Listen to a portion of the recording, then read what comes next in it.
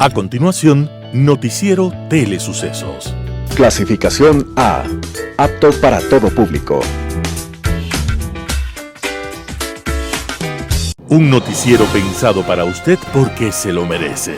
Nos acercamos a la realidad desde diferentes perspectivas. Noticiero Telesucesos. Primera parte del Noticiero Telesucesos con las noticias más importantes del día.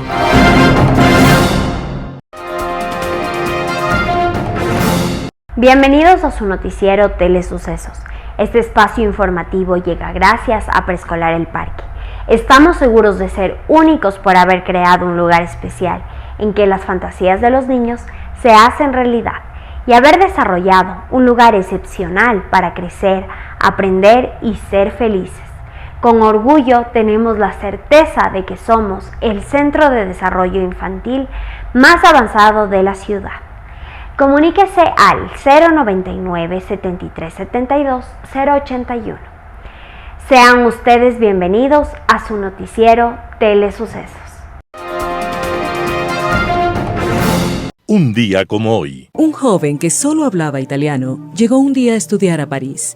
Allí inició su pronta carrera militar y en poco tiempo aprendió el idioma. Y no muchos años después, no solo París, sino toda Europa y el mundo entero habría de enterarse de su nombre. Se llamaba Napoleón Bonaparte. Y los tiempos modernos no conocieron en el viejo continente a guerrero más atrevido y ambicioso. Austria, Rusia, Prusia, España, Italia, Siria, Egipto y muchas otras geografías supieron de su poder político y militar. De hecho, el proceso de independencia en América se aceleró gracias a Napoleón, cuando sus tropas invadieron la península ibérica. En ese momento, España se vio sometida y los revolucionarios latinoamericanos aprovecharon su debilidad. Ningún hombre hasta aquellos tiempos, llegando desde abajo, había tenido tanto poder como el que ostentó Napoleón. Napoleón desafió a papas y a gobiernos revolucionarios y aristocráticos, desafió a señorcitos feudales y a reyes y estableció leyes que más tarde se impusieron en América y Europa. Y todavía en el mundo del pensamiento político resuenan algunas de sus frases. Hay pícaros suficientemente pícaros para portarse como personas honradas. O como cuando afirmaba con toda vigencia en nuestros días: nada puede ir bien en un sistema político en el que las palabras contradicen los hechos. O cuando con total realismo dice que para gobernar hay que saber aprovecharse de los vicios de los hombres, no de sus virtudes. Y bien analizada, la libertad política es una fábula imaginada por los gobiernos para adormecer a sus gobernados. Napoleón Bonaparte estaba naciendo un día como hoy, 15 de agosto, en Córcega, y estaba naciendo para dejar su nombre en la historia y la memoria. Las principales noticias del día. Titulares. Gobierno desconoce nombramiento de Raúl González como superintendente de bancos. El Consejo de Participación Ciudadana y Control Social gestiona terna para superintendente de bancos. Personas detenidas por la explosión en Cristo del Consuelo. Guillermo Lasso fue diagnosticado con melanoma en su párpado derecho. En novedades legales, listas de verificación de cumplimiento de obligaciones de seguridad y salud en el trabajo.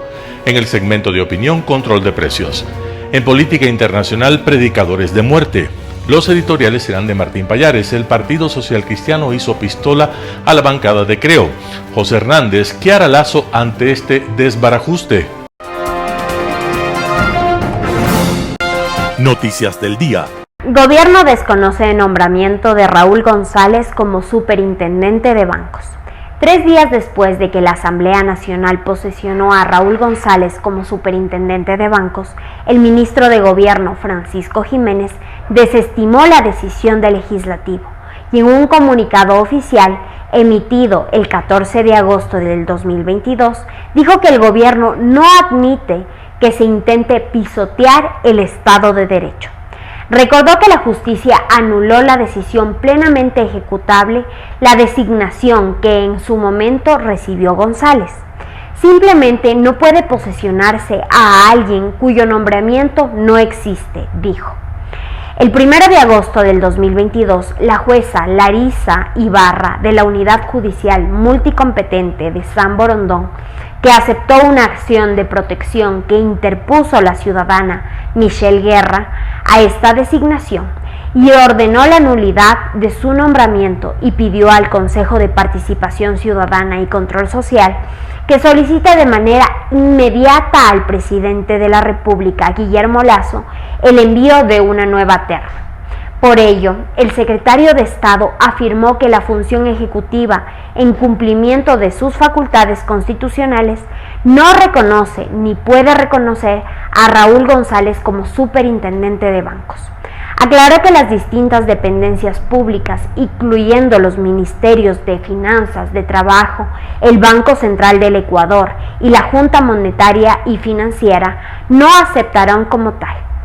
Virgilio Saquicela, presidente de la Asamblea, posesionó a González el 11 de agosto del 2022, a pesar de que por medio existía un fallo judicial que lo impedía. En atención al fallo de la jueza Larisa Ibarra, el 12 de abril, el Ejecutivo envió al Consejo de Participación Ciudadana y Control Social la terna para designar al superintendente de bancos, que está encabezada por Roberto Romero Bon Bochual, integrada por Rosa María Herrera Delgado y Felipe Cabezas Clark. El Consejo de Participación Ciudadana y Control Social gestiona terna para superintendente de bancos. Hernán Ulloa, presidente del Consejo de Participación Ciudadana y Control Social, notificó hoy 15 de agosto de 2022 a 13 instituciones del Estado que la entidad a su cargo continúa con el proceso para la designación del titular de la Superintendencia de Bancos, de acuerdo con la resolución que el 1 de agosto adoptó Larisa Ibarra, jueza de la Unidad Multicompetente de San Borondón en Guayas, que anuló la designación de Raúl González para ocupar el cargo. Mientras el proceso de designación concluya, la superintendencia estará bajo la subrogación de Guadalupe Cabezas. Así, el Consejo de Participación Ciudadana y Control Social resolvió no acatar la decisión de la Asamblea Nacional que el jueves 11 de agosto de 2022 posesionó a González de manera virtual y además en un claro respaldo al pronunciamiento del gobierno que la noche de este domingo declaró que desconocía la designación del funcionario. Ulloa arremetió en contra de la función legislativa y le acusó de ingerir directamente en su institución y advirtió que esto agrava la crisis institucional porque se hizo en virtud de una resolución que fue declarada inválida. Personas detenidas por explosión en Cristo del Consuelo. 5 personas fueron detenidas en Guayaquil por su presunta participación en el ataque con explosivos en Guayaquil, dijo el lunes 15 de agosto del 2022 el ministro del Interior, Patricio Carrillo. La madrugada del domingo 14 de agosto, una explosión en el barrio de Cristo de Consuelo dejó 5 muertos y 17 heridos, además de daños materiales en al menos 8 viviendas. Hemos hecho 11 allanamientos, dijo Carrillo. Señaló que los detenidos serán puestos a las órdenes de la justicia y se espera que se les dicte prisión preventiva por 90 días. El ministro señaló que en poder de los aprehendidos encontraron armamento, explosivos, droga y una motocicleta de características similares a la que habría arrojado el explosivo a una vivienda de este sector al sur de la ciudad. La tarde del domingo se entregaron los cuerpos de los fallecidos a sus familiares. Señaló que las autopsias revelaron que la muerte se produjo a causa de la ola de expansión que alcanzó unos 70 metros a la redonda. En lo referente a los heridos, señaló que las 7 recibieron el alta médica. De los 10 que permanecen hospitalizados, 2 están en estado crítico. Carrillo mencionó que existen varias hipótesis sobre el ataque con explosivos, pero que se profundizan en 2 líneas de investigación. El presidente Guillermo Lasso fue diagnosticado con melanoma en su párpado derecho. Este martes 16 de agosto de 2022, el presidente Guillermo Lasso tiene previsto viajar a Houston, Estados Unidos, para realizarse exámenes médicos tras haber recibido un diagnóstico de que padece un melanoma en su párpado derecho, un tipo de cáncer de piel. Se ausentará del país durante 5 días. Al tratarse de un asunto personal, el viaje será costeado por el jefe de Estado. La doctora internista Elena Garzón explicó que se trata de una patología que se origina cuando los melanocitos o células que dan a la piel su color bronceado o marrón comienzan a crecer fuera de control. Las células de casi cualquier parte del cuerpo pueden convertirse en cáncer y pueden extenderse a otras áreas del cuerpo. Contó también que es mucho menos frecuente que otros tipos de cánceres de piel, pero el melanoma es más peligroso porque es mucho más probable que se propague a otras partes del cuerpo si no se descubre y se trata a tiempo. Guillermo Lasso ya ha viajado fuera del país por asuntos de salud. La primera vez lo hizo el 20 de junio de 2021 en el Jackson Memorial Hospital de Miami, Estados Unidos. Fue intervenido quirúrgicamente y le fue retirado un quiste localizado a un costado de su columna vertebral que estaba presionando nervios que le provocaban inconvenientes al caminar y le obligaban a usar un bastón. Novedades legales a cargo del estudio jurídico Naranjo Martínez. Novedades legales. Listas de verificación de cumplimiento de obligaciones de seguridad y salud en el trabajo. En el registro oficial número 119 del 3 de agosto del 2022, se publicó la resolución número MDT-2022-044 del Ministerio del Trabajo. A través de dicha resolución, el Ministerio del Trabajo aprobó 2 formularios para el control del cumplimiento de obligaciones en materia de seguridad y salud en el trabajo. Los formularios consisten en listas de verificación a utilizarse para la revisión del cumplimiento de tales obligaciones por parte de empresas e instituciones públicas y privadas, talleres artesanales y organizaciones de economía popular y solidaria. En los siguientes enlaces encontrarán la lista de verificación pertinentes. 1. Lista de verificación de cumplimiento de obligaciones de seguridad y salud en el trabajo para empresas e instituciones públicas y privadas, talleres artesanales y organizaciones de economía popular y solidaria que cuenten con 1 a 10 trabajadores y o servidores. 2. Lista de verificación de cumplimiento de obligaciones de seguridad y salud en el trabajo para empresas e instituciones públicas y privadas, talleres artesanales y organizaciones de economía popular y solidaria que cuenten con más de 10 trabajadores y o servidores. Hasta aquí el segmento jurídico, gracias al auspicio del estudio Naranjo, Martínez y Subía. Entrevista del día. La mañana de este lunes 15 de agosto en Radio Sucesos, André Benavides, experto en Derecho Constitucional, hizo un análisis sobre el nombramiento del superintendente de bancos. Escuchemos lo que dijo. ¿Cómo entender esta situación tan inverosímil que se vive respecto a la designación del superintendente de bancos, designación que ahora es desconocida por el gobierno nacional y, bueno, por la función ejecutiva? Y también, ¿cómo entender a la Asamblea Nacional que viabilizó esta designación, tomando en cuenta que había un fallo de por medio que fue desacatado? ¿Qué implicaciones tiene y cómo vemos el panorama en general por esta situación del superintendente de bancos? Gracias, doctor Benavides. Lo escuchamos en esta mañana. Bienvenido. Lastimosamente, este capítulo es uno más de aquellos en los cuales puede ratificar que estamos viviendo una crisis institucional y adicionalmente vemos todos los problemas y abusos que se presentan en la justicia constitucional. En ese sentido, podemos advertir que la acción de protección mediante la cual se deja sin efecto este proceso de designación tiene varios errores de bulto. Adicionalmente, también la sentencia de la jueza de San Borondón. Pero que esa sentencia tenga problemas, tenga contradicciones, que vaya más allá de las atribuciones que tienen los jueces, no significa que la Asamblea Nacional pueda ir más allá de lo que te dice la Constitución y la ley. Porque claramente la Asamblea Nacional, de manera expresa y categórica, ha desconocido un fallo jurisdiccional, ha desconocido una sentencia en materia de garantías jurisdiccionales, lo cual es un precedente nefasto porque mañana, bajo cualquier pretexto, la Asamblea Nacional podría decir, ¿saben qué? No me gusta esta sentencia del juez de Quito, no me gusta la sentencia de la Corte Provincial de tal provincia, no me gusta la sentencia de la Corte Constitucional, porque nosotros nos creemos independientes, porque no queremos injerencia de otras funciones del Estado, y así puede suceder. Y obviamente que esto tiene como origen que el gobierno nacional ni siquiera pudo hacer sus deberes al momento de enviar la terna para superintendente de bancos.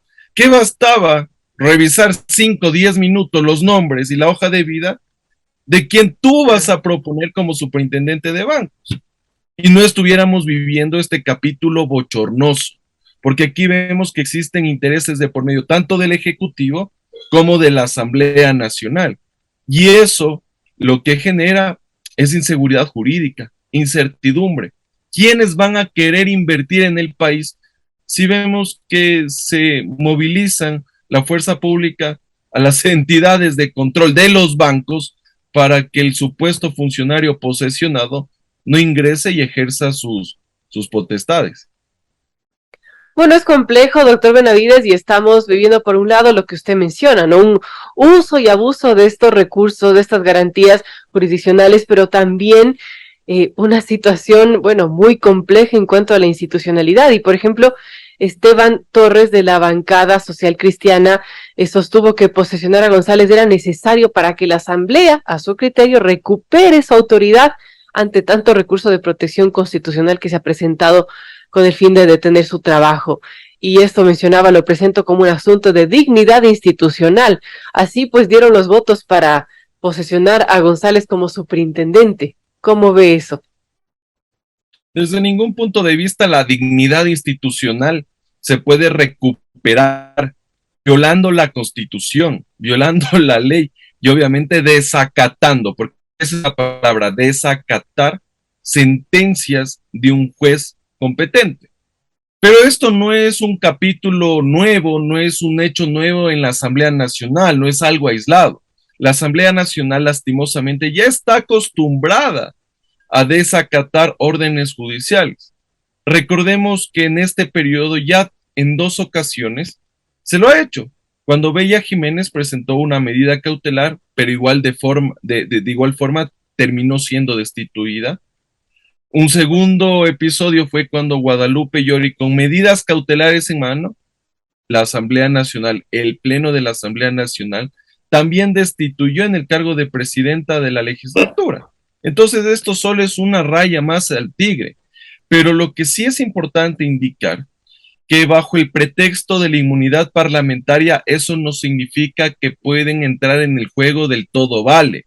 Porque la inmunidad parlamentaria también tiene límites y la inmunidad parlamentaria solo te cobija ante la responsabilidad civil y penal. Y en ese sentido estamos en el marco de un proceso de carácter constitucional y como ya lo hemos advertido algunos constitucionalistas, el momento de incumplir, el momento de desacatar una sentencia en materia de garantías jurisdiccionales puede tener como consecuencia, de acuerdo al artículo 86, numeral 4 de la Constitución, la destitución del funcionario público omiso o contraventor, porque esto significaría que evidentemente no se está permitiendo la ejecución de esta sentencia. El mecanismo para aquello es la acción de incumplimiento.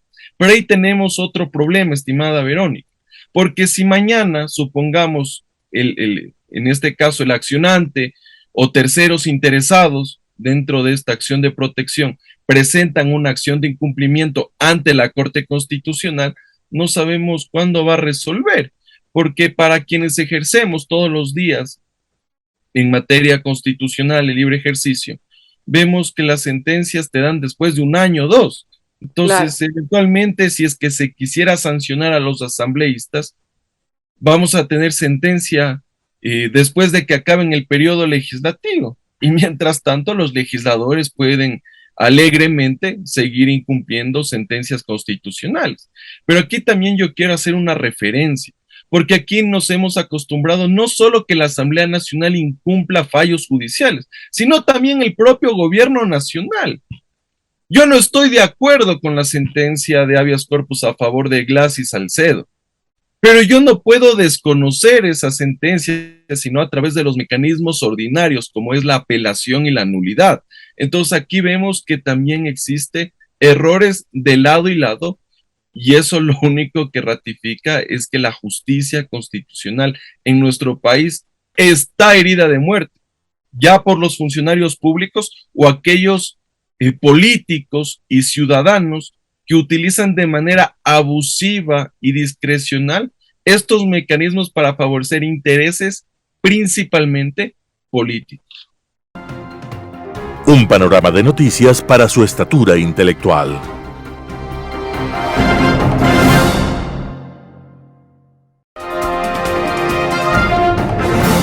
Opinión. Estimados amigos y amigas, gracias por estar con nosotros nuevamente en este programa de Telesucesos. Hoy vamos a tratar un tema que tiene que ver con el control de precios. Habíamos visto en semanas anteriores temas como la inflación, y en el Ecuador pues una parte importante del aumento de precios se debe pues a ciertos factores externos como habíamos mencionado. Sin embargo, en una mesa de diálogo en que está envuelta las conversaciones entre representantes del gobierno ecuatoriano y representantes de algunos grupos indígenas, se ha comenzado a tratar el tema de control de precios a los fines de parar el proceso inflacionario ecuatoriano. Y sobre esto pues quería comentar lo siguiente. No tiene sentido la propuesta que se ha dado a conocer por parte de los representantes de los grupos andinos.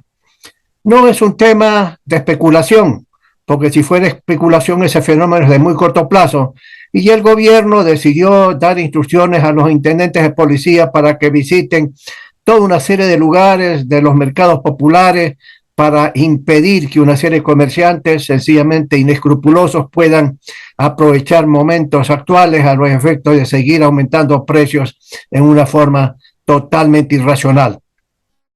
Ese es un fenómeno de corto plazo, y una vez combatida esa especulación, pues sencillamente lo que los representantes de las comunidades indígenas quieren es una política de control de precios a nivel estatal, como política de Estado. Y eso, queridos amigos, no tiene sentido, va contra la naturaleza de las cosas. Es imposible. Y piden que haya un techo máximo en el mercado a 44 productos, que todavía no se sabe la lista completa, pero se supone que la mayor parte de esos serán productos alimenticios que provienen pues sencillamente de la agricultura. Y a propósito también algunos representantes dicen que sencillamente a los agricultores, especialmente a los pequeños que no tienen músculo financiero, sencillamente no se les paga el precio adecuado por su producción.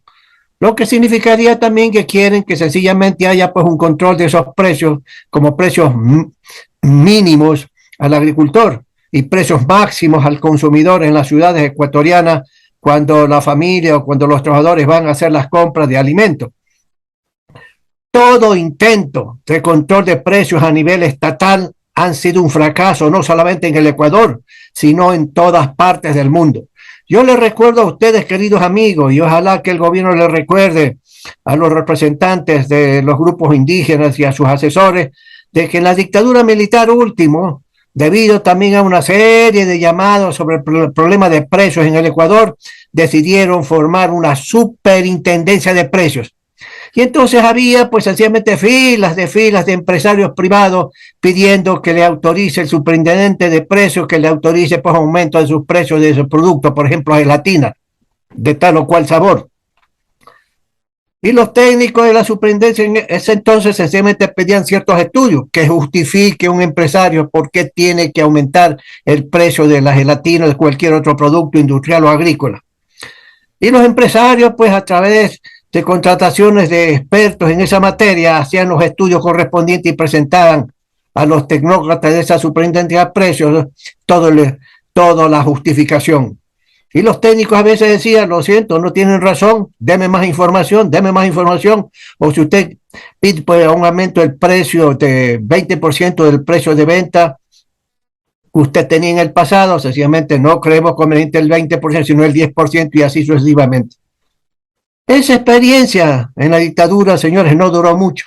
Y luego se eliminó la superintendencia de precios porque sencillamente no condujeron a nada positivo y porque produjeron más escasez de productos. Y luego, pues, corrupción. De tal manera, mis amigos, que los asesores y los representantes de los grupos indígenas deben saber que lo que han presentado no tiene sentido, no es racional. Y el gobierno no puede bajo ninguna circunstancia aceptar la sugerencia de que se desarrolle una política de Estado para establecer precios máximos de 44 productos como quieran estos caballeros y estas damas. Eso es un absurdo, no se puede aceptar. Parece ser que dentro de la agenda política, a su vez que tiene estos grupos respetables, naturalmente, porque todos los grupos sociales, no importa su raza, son respetables, sencillamente lo que pusieron ese dato es sencillamente para que el gobierno diga no, y para que el día de mañana estos representantes digan, ve, le falta la voluntad política al gobierno, nosotros queremos ceder, cedemos, estamos demostrando que ya en estas mesas el mensaje es que cedemos, pero el gobierno no tiene la voluntad política de ceder, de tal manera que yo les digo, señores, no se puede aceptar eso, no se puede bajo ninguna circunstancia. Seguiremos la próxima semana, estimados y queridos amigos, pero el gobierno no puede aceptar. Gracias, amigos, nos veremos la próxima semana. Global Hoy con Alan Carney. 33 años atrás se publicó una novela inscrita en una suerte de realismo mágico oriental, lleno de humor subversivo e irreverente, sobre algún oscuro pasaje del Corán, donde unos versículos que se deslizan a un profeta llamado Mahud le habrían sido inspirados por el demonio. El título de la obra recoge un antiquísimo tema teológico cuidadosamente ocultado por los posteriores exégetas del Corán, que no hayan mejor argumento que culpar a los herejes por introducir serpientes en el paraíso. Se trata de los versos satánicos del escritor hindú Salman Rushdie, que el viernes pasado ha sido objeto de un atentado criminal mientras se aprestaba a dictar una conferencia en un auditorio en Estados Unidos. Su atacante lo ha apuñalado repetidas veces en el cuello, el rostro y el abdomen, con heridas en el hígado y el riesgo de pérdida de un ojo. Al parecer se encuentra mejor, pero su recuperación por el ensañamiento de su agresor promete ser de larga duración. Entre tantos atentados con que casi a diario nos encontramos en las noticias, como que el de un escritor solitario podría hasta pasar desapercibido, merecedor a lo más de alguna nota breve en la crónica roja y no el amplio despliegue en las primeras planas de la prensa del mundo, relatando los detalles del evento. Esa importancia absolutamente merecida y válida constituye en sí misma, en los medios comprometidos con la causa de la libertad de expresión y de pensamiento, el profundo reconocimiento a la valentía y coraje de un escritor cuya única herramienta es su palabra y su pluma para erguirse y enfrentarse con el fanatismo y el oscurantismo religioso que de a poco ha pervertido un supuesto mensaje de un Dios a los hombres en uno de venganza y de odio, envenenando el espíritu y el corazón de millones de creyentes convertidos por los predicadores de la muerte en fanáticos para quienes el asesinato de cualquiera que ose criticar sus creencias está justificado y hasta bendecido por ese perverso Dios que le han predicado.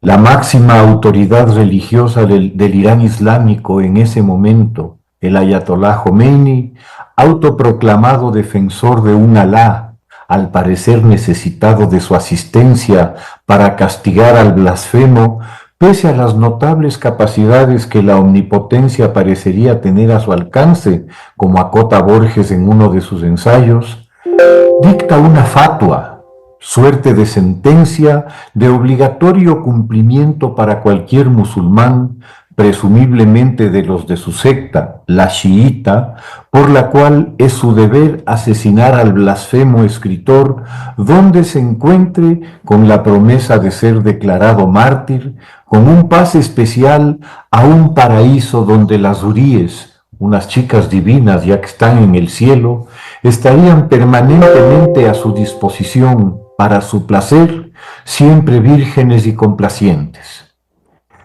Para reforzar esas ofertas del más allá, el ayatolá, seguramente conocedor de la naturaleza humana, endulza el premio con una del más acá, un mundano estímulo de una recompensa de varios millones de dólares a quien asesine a ese monstruo de impiedad.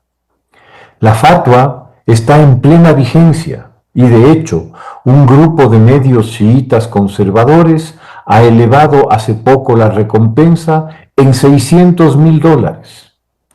La noticia del atentado ha sido recibida, como cabía esperar, con extraordinario júbilo por la prensa iraní, que ha proclamado ya como mártir al autor del atentado, un migrante libanés de segunda generación que se ha radicalizado, aparentemente por cuenta propia, en torno a una admiración irracional por las SS iraníes, los llamados guardianes de la revolución, y por el difunto general Soleimani, la mente maestra del terrorismo iraní, brazo ejecutor de buena parte de las órdenes de los clérigos teócratas islámicos a cargo de la conducción ideológica de la llamada Revolución Islámica, tanto hacia el interior del país como en su entorno regional externo y más allá. Las reflexiones que obligadamente surgen de esta sentencia nos llevan a la consternada constatación del abismo que el fanatismo de una clerecía retardataria ha logrado crear en una sola generación, en un chiismo anclado en un pasado de martirio desde la muerte de Ali, el yerno de Mahoma, a manos de sus enemigos omeyas. Que en 1989, a las puertas del siglo XXI, un sectario haya sido capaz de detener el reloj de la historia y regresar a sus fieles al siglo VII, habla mucho del alarmante poder del mito en las sociedades humanas y de ese ancestral llamado a negar la humanidad de los otros, de quienes son diferentes porque piensan diferentes, y que por no alinearse a las particulares interpretaciones de doctrina de santones, globos inflados de ego, únicos depositarios de la verdad y dueños de la revelación, envueltos en los velos de arcaicas nociones de la majestad del poder. Nada resulta más irritante para los solemnes y pomposos intérpretes de supuestas voluntades divinas que la libertad irreverente que se atreve a expresarse con inteligencia y más aún con humor respecto de ellos y de los ídolos que elaboran. El humor y la risa son imperdonables muestras de pérfida perdición que se deben extirpar de raíz. ¡Ay de quien se ría de ellos! ¡Ay de quien dibuje una caricatura de su Dios o su profeta! ¡Ay del que componga unos versos burlones y los cante! Que lo digan si no los muertos de Charlie Hebdo o del Teatro Bataclan, asesinados por dementes adoradores de un Dios furioso, enceguecidos por la prédica de odio contra la libertad de pensar y de decir, raíz de la cultura occidental y fuente de su éxito. Que lo diga el traductor al japonés de los versos satánicos, asesinado al estar incurso en la misma fatua, al haber participado en la terrible blasfemia contra ese Dios tan necesitado del auxilio de sus fieles. Que lo digan las librerías bombardeadas para detener la venta del libro, y que lo digan los propios libros incinerados en los modernos autos de fe de los resucitados inquisidores dedicados a quemar libros como paso previo a quemar personas. Que lo diga sobre todo el autor Salman Rushdie, obligado a una vida clandestina de ocultamiento para escapar de sus ansiosos verdugos y no renunciar por el temor a seguir pensando, diciendo y sobre todo riendo. Nietzsche describe perfectamente a estos predicadores de la muerte. Ahí están los seres terribles que llevan dentro de sí el animal de presa y no pueden elegir más que placeres o autoinmolación. Y más adelante los retrata como los tuberculosos del alma que apenas han nacido y ya han empezado a morir. Termino el comentario expresando a Salman Rushdie mi admiración y agradecimiento por enseñarnos a no callar, a no rendirnos ante el temor, por decidir ser luz en la seguridad de que, como lo ha hecho en 33 años de persecución, saldrá delante de este trance con la fortaleza que ha mostrado siempre. Muchas gracias. Editorial. El Partido Social Cristiano hizo pistola a la bancada de Creo. Artículo de Martín Payares publicado en el portal 4 Pelagatos. Durante semanas la bancada de gobierno estuvo convencida de que sus colegas socialcristianos no iban a apoyar ni a involucrarse en el frenético esfuerzo del correísta Ferdinand Álvarez para que se nombre y se posesione a Raúl González Carrión como nuevo superintendente de bancos. Si Luis Almeida está metido de cabeza y tan desesperado como Álvarez en ese propósito, es un tema personal y no lo vamos a apoyar, decían los socialcristianos a sus colegas de Creo. Cuando en la Comisión de Transparencia la socialcristiana Natalie Viteri, hermana de la alcaldesa de Guayaquil, hizo una intervención barrio bajera y hasta dio unos pasos de baile para apoyar en Almeida en el tema de González, los de Creo se alarmaron y consultaron a sus colegas del Partido Social Cristiano sobre lo que estaba pasando. Tranquilos, les dijeron, eso fue un disparo al aire de Natalie que nada tiene que ver con la posición oficial del partido. Ilusos. La realidad estalló en la cara de los asambleístas de Creo cuando ya era demasiado tarde para cualquier reacción.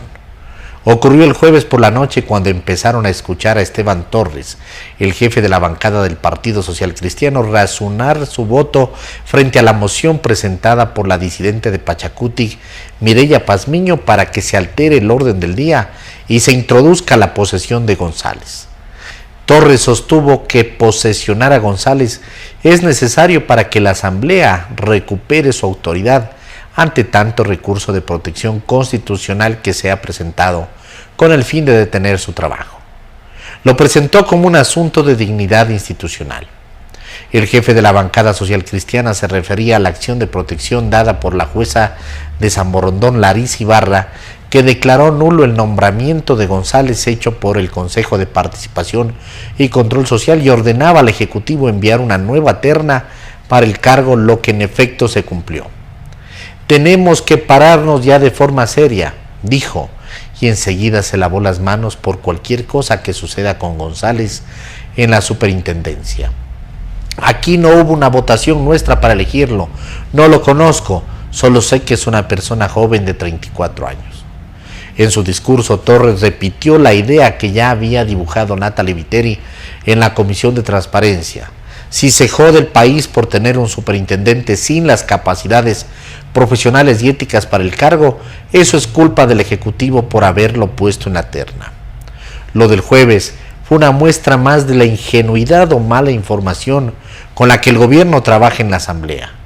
Pensar que Almeida se había movilizado con tanta entrega y ahínco a favor de una causa polémica por un interés meramente personal que nada tiene que ver con el partido y peor con Jaime Nebot, era como creer en la existencia de pajaritos preñados. Un asambleísta de Creo dijo a 4 Pelagatos horas luego de la sesión que durante muchos días mantuvieron reuniones con la bancada del Partido Social Cristiano alrededor del tema.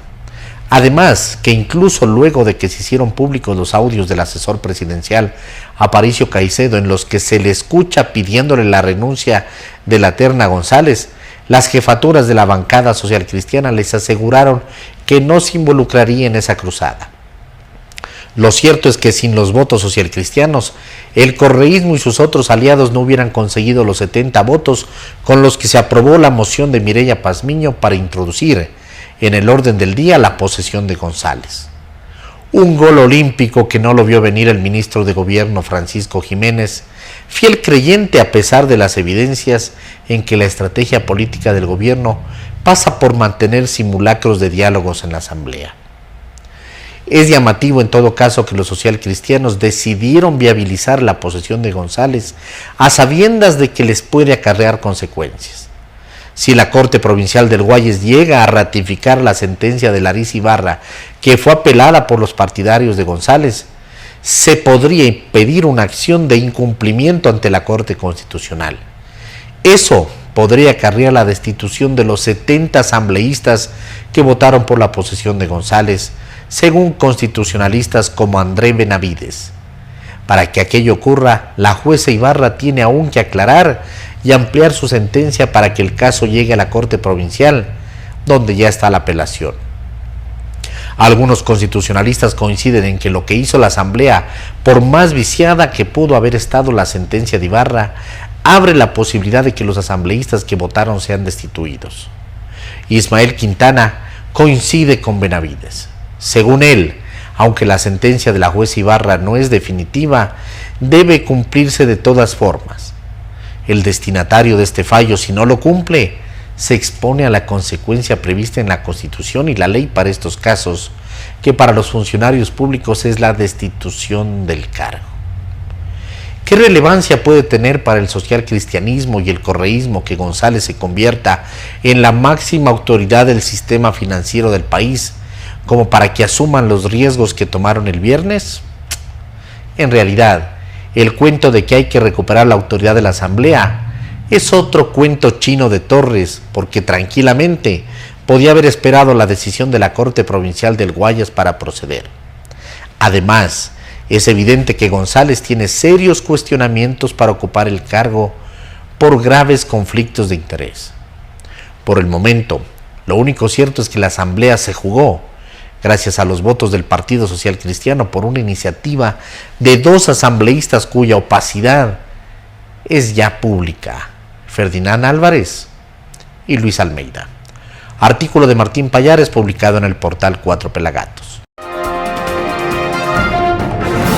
¿Qué hará Lazo ante este desbarajuste? José Hernández, Cuatro Pelagatos. La terna para superintendente de bancos fue una metida de pata. El silencio oficial alrededor del caso Danubio, en el cual no hay hasta ahora prueba alguna en contra del ex asesor presidencial Juan José Pons, es un error indefendible. Igual ocurre con el caso de Francisco Gottifredi, amigo y asesor de Carola Ríos, directora de aduanas, cuando él es socio de Fabián Pozo, secretario jurídico de la presidencia. Errores, falta de visión, impericia. El gobierno del presidente Lazo suma errores y metidas de pata en temas en que la fiebre mediática se ha venido expresando en potencial. Un modo verbal que mata el huevo cualquier primicia. Razón suplementaria entonces para que sean esclarecidas con hechos apenas aparecen. El gobierno no parece considerar que esa suma de metidas de pata y silencios afectan el capital más importante que tiene en este momento de descomposición social, política e institucional: la transparencia y la honestidad. 2 valores que el presidente, en consonancia con el clamor ciudadano, juzgó tan sustanciales que propuso precisamente, para huir de la opacidad, un código de ética de cumplimiento obligatorio para sus funcionarios. Estos temas ocultan además el telón de fondo: el clima de anomia que se respira en el país y que amenaza con descomponer lo que queda de la institucionalidad y racionalidad.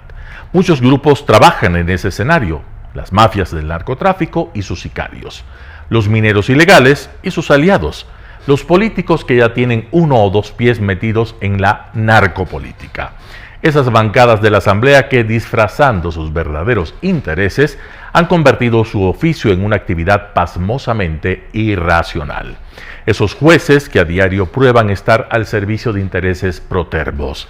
Y así se puede proseguir con las élites, la academia, la propia prensa, incluso los jóvenes, más propensos al parecer a irse del país que a influir en la búsqueda de esas soluciones pragmáticas, responsables, contrarias al populismo y a la corrupción. Soluciones en las que debe pensar el bien común y debe pesar y la razón tiene que desaparecer bajo el influjo de los prejuicios ideológicos, las dinámicas emocionales y los repliegues identitarios. Este telón de fondo incide para que perdure en el imaginario social y en el discurso público esa visión catastrófica que se adhiere como ladilla a la piel nacional. Ecuador es un país fallido. Ese telón de fondo es solo en parte responsabilidad del gobierno.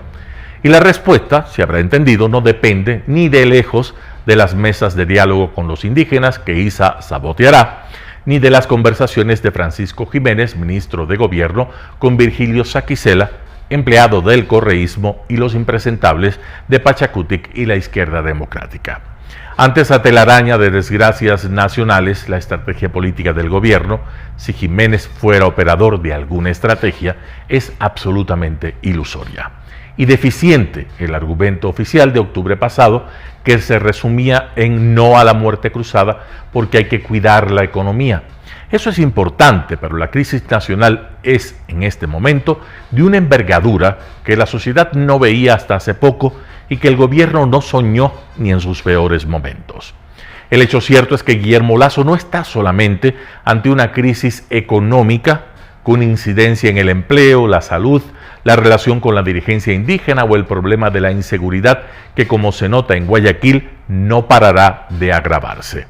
Y así como ese problema no se soluciona echando la culpa al gobierno, como hace Cynthia Viteri, tampoco el gobierno puede creer que su tarea se limita a capotear la anomia que se siente, mientras mejora las cifras económicas.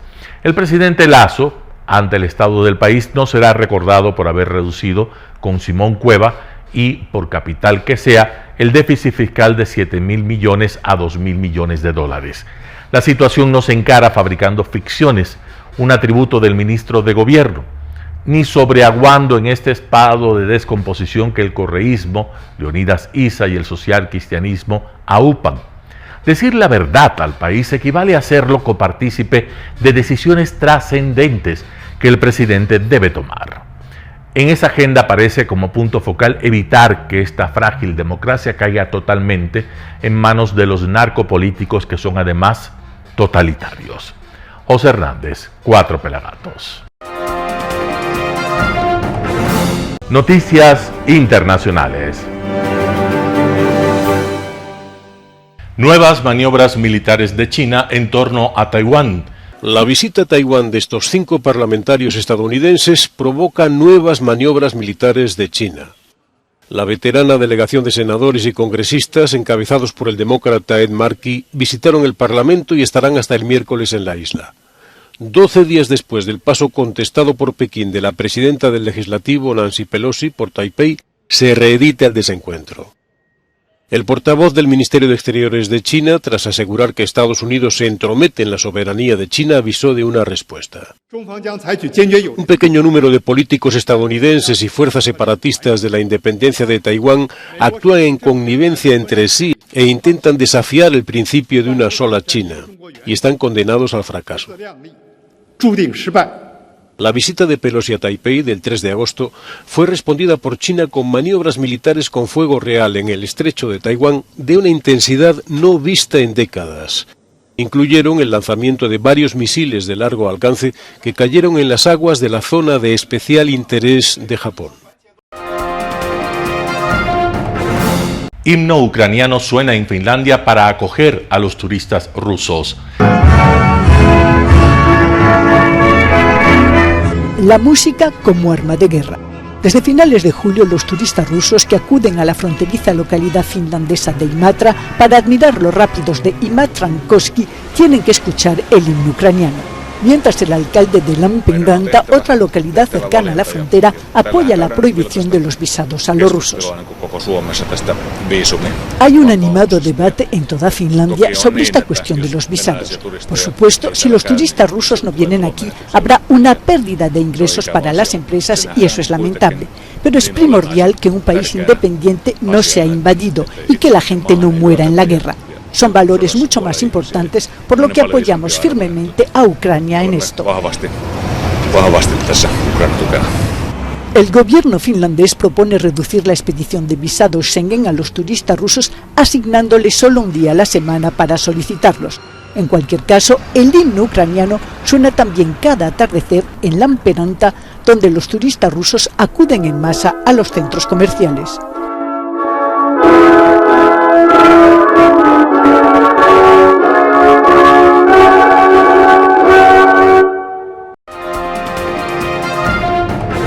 Despliegue militar y toque de queda en Tijuana por las batallas entre cárteles.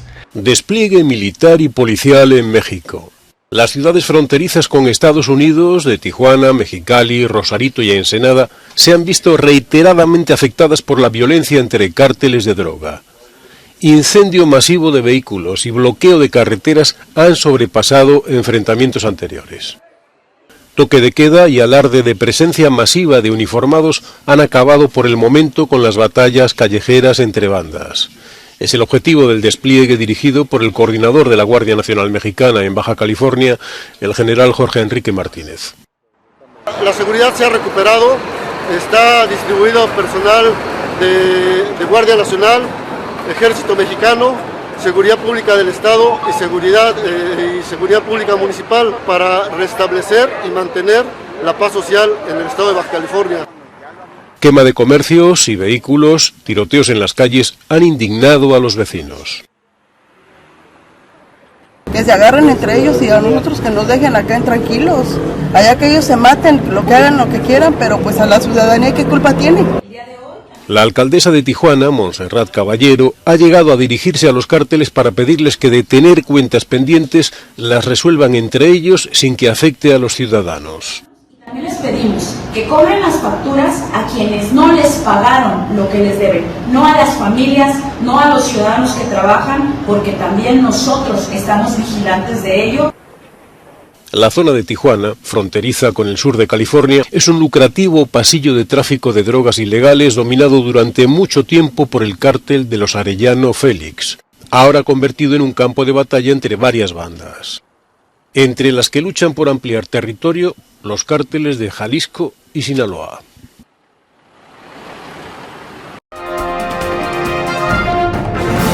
El régimen talibán lleva a más de la mitad de los afganos a vivir bajo el umbral de la pobreza. Se cumple un año de la captura de Kabul por parte de los talibanes que acabó con su vuelta al poder en Afganistán. Atrás quedaban 2 décadas de tutela estadounidense al frente de una coalición militar internacional que terminó retirándose del país. Las consecuencias para la población civil son desastrosas. Se cumple un año desde que los talibanes tomaron el poder y somos testigos de unos niveles increíblemente elevados de pobreza en el país. Vemos a personas que ven reducidos sus salarios, reducidos sus ingresos, que adquieren grandes deudas, forzados a estrategias que incluyen el matrimonio temprano para las mujeres o el trabajo infantil.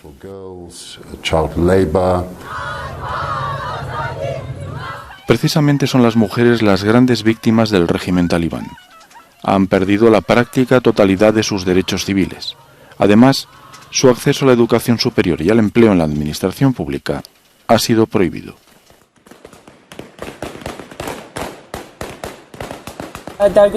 Incluso en el pasado había restricciones y violencia contra las mujeres afganas. Sin embargo, las mujeres tenían esperanza porque había escuelas.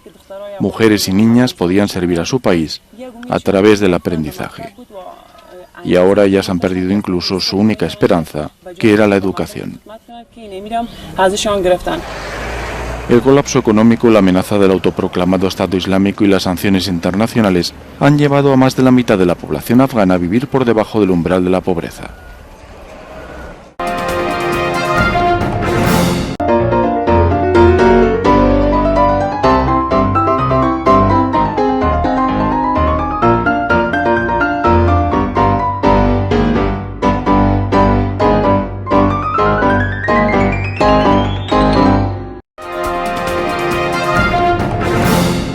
Gracias por sintonizar el noticiero Telesucesos.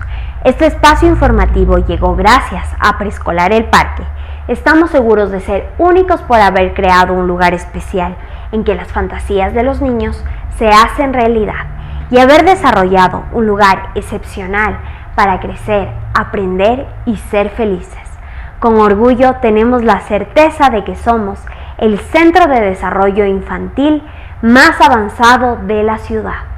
Comuníquese al 099 73 72 081. Síganos en nuestras redes sociales: Facebook Telesucesos Quito, Instagram @telesucesos_, Twitter @telesucesos29, YouTube Telesucesos HD y en nuestra página web www.telesucesos.net. Gracias por acompañarnos. El noticiero Telesucesos es retransmitido de lunes a viernes a las 7 horas por Radio Planeta Sur 106.1 FM de la ciudad de Loja. Noticiero Telesucesos.